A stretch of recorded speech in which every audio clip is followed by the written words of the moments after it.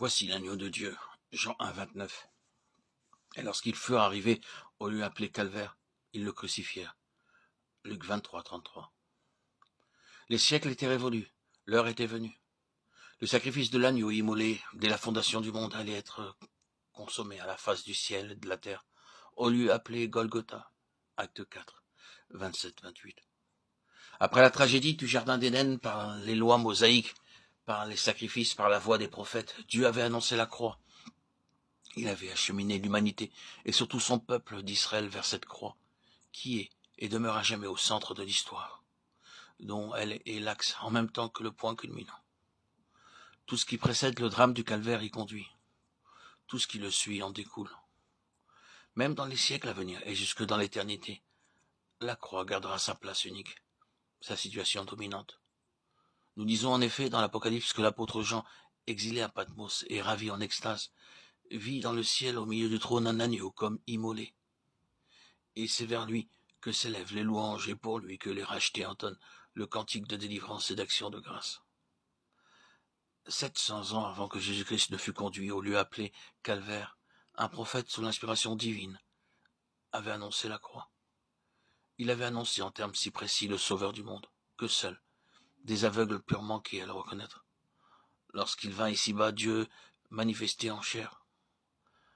La parole inspirée verse une si éclatante lumière sur le calvaire. Elle décrit de façon si minutieuse et si vivante le chemin de la croix, le sacrifice expiatoire, les souffrances du Christ et leurs fruits, qu'il semble sans excuse ceux qui, tout en connaissant les Écritures, crucifièrent le roi de gloire. Le prophète nous annonce un Christ livré selon la volonté prédéterminée de Dieu, acte 2, 23. Un Christ destiné à la souffrance, acte 3, 18. Et lorsque les chefs d'Israël condamnèrent le prince de la vie et le livrèrent aux méchants pour qu'il fût crucifié, ils accomplirent à leur insu ces prophéties qu'on lisait chaque jour de sabbat dans leur synagogue. Il n'a ni beauté ni éclat pour attirer nos regards, ni rien dans son aspect qui pût nous le faire aimer.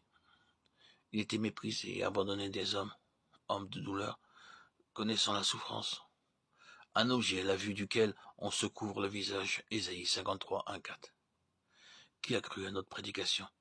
À qui le bras de l'Éternel s'est révélé? S'écrie le prophète en transmettant le message de Dieu. Message, révélation tellement en dehors des conceptions humaines, tellement opposé aux pensées de l'homme, qu'Ésaïe se demande pour qui, pour quel temps il prophétise. Les prophètes, les voyant, lorsqu'ils annonçaient à l'avance les souffrances du Christ et la gloire qui suivrait, 1 Pierre 1, 11, 12, savaient que leur ministère s'accomplissait en faveur des générations futures, pour celles qui entendraient retenir le message de la croix. Et l'apôtre Pierre nous dit que ce fut l'Esprit du Christ lui-même qui inspira les prophètes et annonça à l'avance ses souffrances. Ésaïe prévoit l'étonnement, les doutes qui s'élèveront dans les cœurs des hommes à lui de son message. Qui a cru à notre prédication? À qui le Seigneur s'est-il révélé, s'écrit-il, alors qu'il décrit un Christ sans apparence, croissant devant l'Éternel comme un rejeton, comme un faible arbrisseau hors d'une terre desséchée.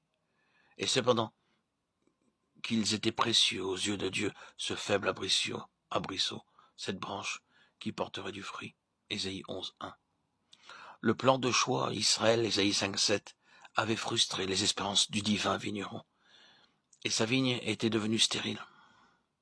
Le Christ était le rameau sortant du tronc d'Isaïe, d'Ishaï, le rejeton naissant de ses racines, qui porterait le fruit attendu.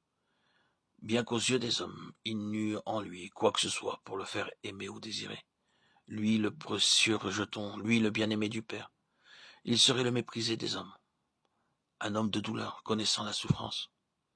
Les hommes se détourneraient de lui et l'abandonneraient, car la souffrance et la douleur éloignent.